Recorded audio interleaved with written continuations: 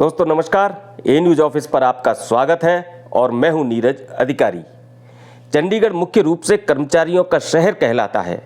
यहां पंजाब, हरियाणा और यूटी चंडीगढ़ के कर्मचारियों के बाद दूसरे नंबर पर आता है व्यापारी वर्ग।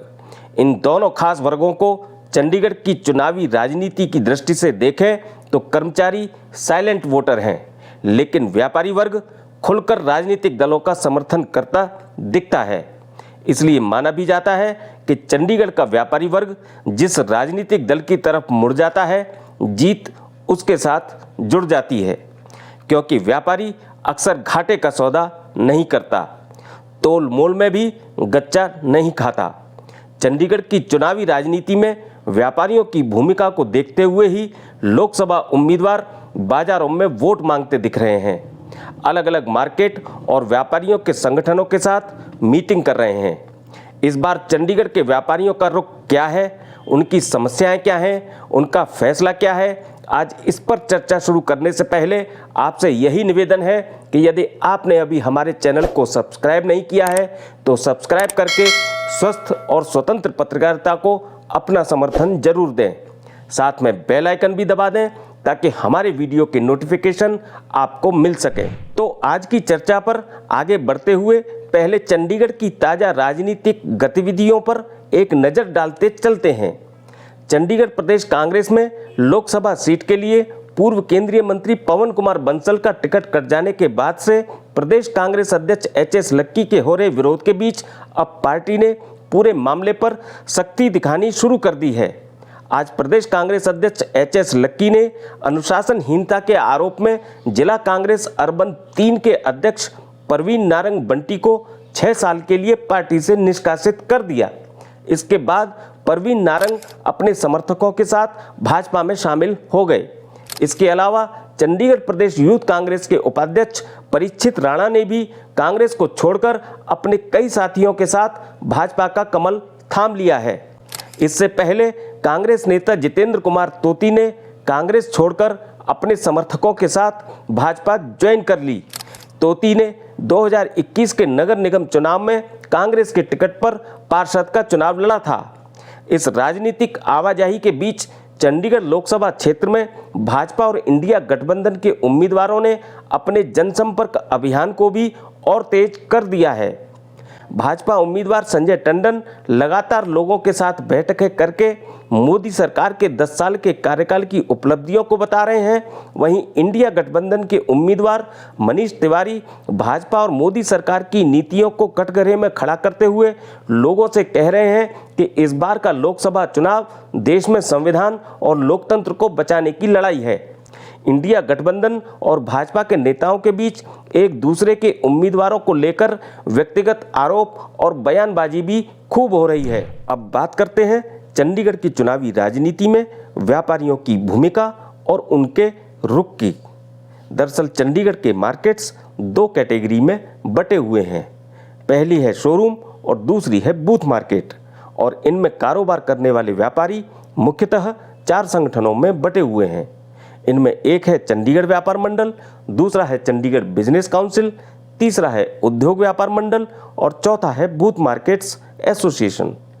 चंडीगढ़ व्यापार मंडल, चंडीगढ़ बिजनेस काउंसिल और उद्योग व्यापार मंडल ने खुद को विशुद्ध रूप से व्यापारियों के लिए गैर राजनीतिक संगठन के रूप में स्थापित किया है।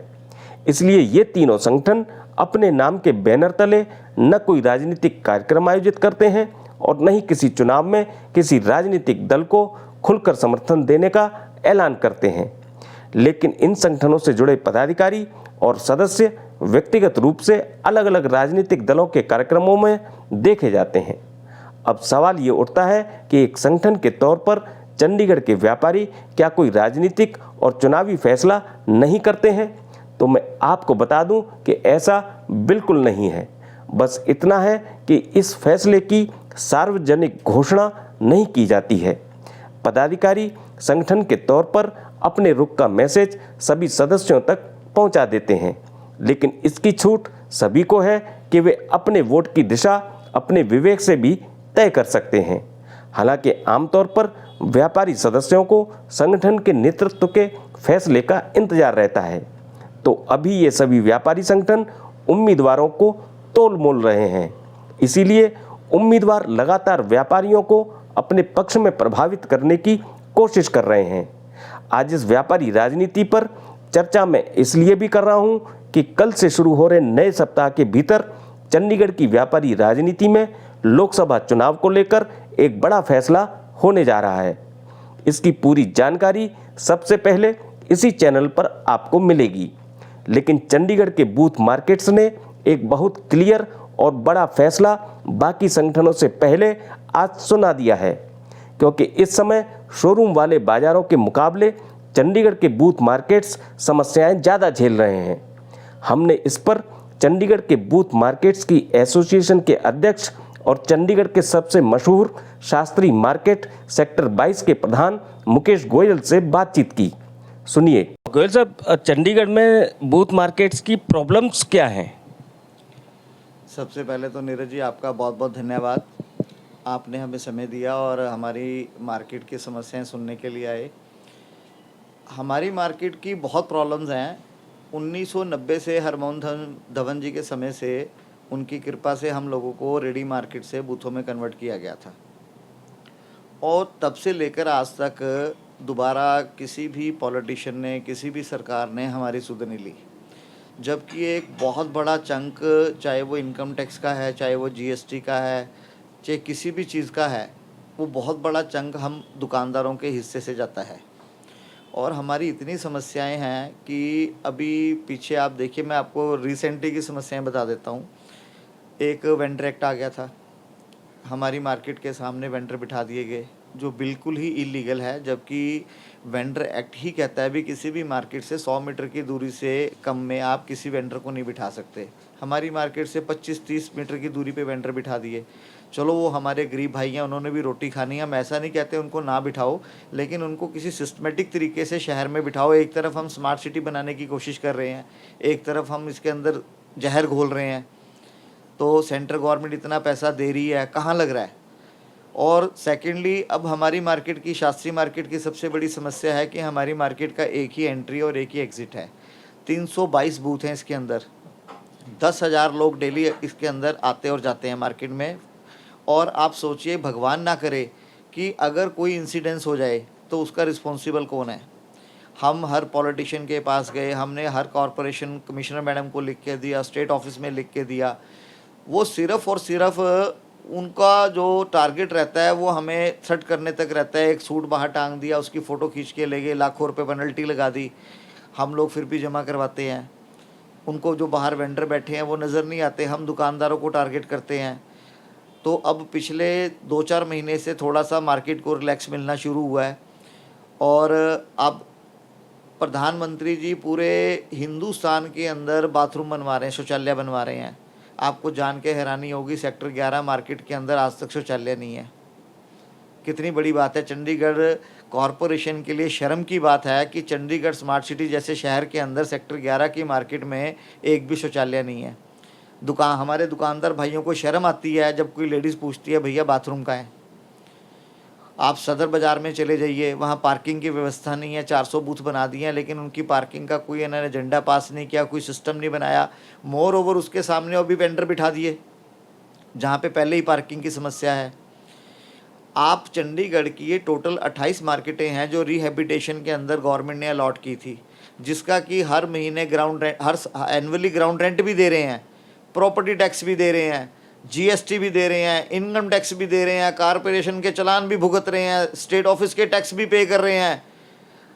आप किसी एक मार्केट के अंदर किसी भी कंसर्न डिपार्टमेंट, किसी भी मंत्री, किसी भी मिनिस्टर को पूछ दो कि आपने कभी आके पूछा भाई साहब आपको कोई प्रॉब्लम है? हमारी मार्केट के सीवरेज डेली बंद रहते हैं, हम कॉरपोरेशन में रिक्वेस्ट करके हर हफ्ते सीवरेज खुलवाते हैं। आज तक कभी भी कॉरपोरेशन ने हमारी मार्केट में सीवरेज तक नहीं डलवाए।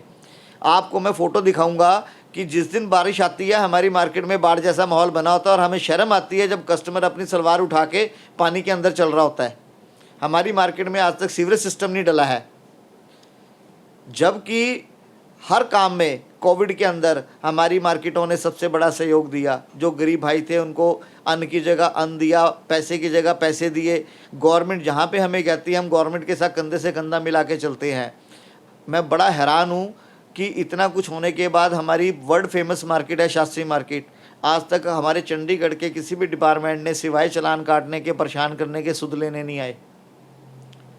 अब हार के हम सब भाइयों ने मिलके बूथ मार्केट एसोसिएशन बनाई है और हमने फैसला किया है कि अगर हमारी समस्या नहीं सुनी जाएगी तो हम भी इनके बाहर धरनों पे बैठेंगे। और अब तो इलेक्शन का टाइम चल रहा है, आपको पता है, हम किसी पार्टी के साथ नहीं गए, ना जाएंगे। चंडीगढ़ के बूथ मार्केट्स के दुकानदारों ने और या उनके एसोसिएशन ने क्या एकजुट कोई फैसला किया है किसी को समर्थन करने का? नीरज जी, उसमें ऐसा है कि आज की डेट में ना हर इंसान किसी न किसी पार्टी से जुड़ा हुआ है, लेकिन जो हमारी एसोसिएशन है, जो मैं मार्केट का प्रधान हूँ, बूथ मार्केट एसोसिएशन का प्रधान हूँ, तो हमारा फैसला यही है कि हमारी मार्केटों के द्वार सारे पॉलिटिशियंस के लिए खुले हैं, चाहे वो बीजेपी का कैंडिडेट है, चाहे वो कांग्रेस का कैंडिडेट है, चाहे वो अकाली दल से है, और मोर ओवर चाहे कोई इंडिपेंडेंट भी है। हम सबका वेलकम करेंगे, सबका स्वागत करेंगे। जो हमारी समस्याएं सुनेगा, उसे समझेगा और हमें आश्वासन देगा कि हम इतने समय के अंदर अंदर और इस तरीके से आपकी समस्याओं को रिजॉल्व करेंगे, तो उसके बाद हम सारी एसोसिएशंस आपस में, हमारी जो जनरल बॉडी है वो आपस में मीटिंग करके डिसाइड करेगी कि हमने किसका साथ देना है। अभी तक किसी उम्मीदवार ने आप लोगों से कोई कांटेक्ट किया है? हाँ, हमारे पास बीजेपी पार्टी से मैसेज आया था, कांग्रेस से भी आया था, लेकिन अभी तक किसी का समय नहीं आया है। वे कब विज़िट करना चाहते हैं, कब नहीं, हमारा सबके लिए मोस्ट वेलकम है, हमारे द्वार खुले हैं।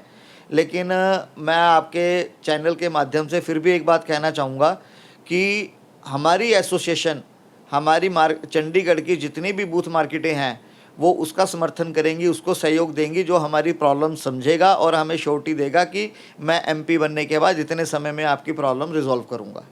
मेरी मॉरल ड्यूटी है कि मैं मार्केट का प्रधान हूँ, चंडीगढ़ बूथ मार्केट एसोसिएशन का प्रधान हूँ।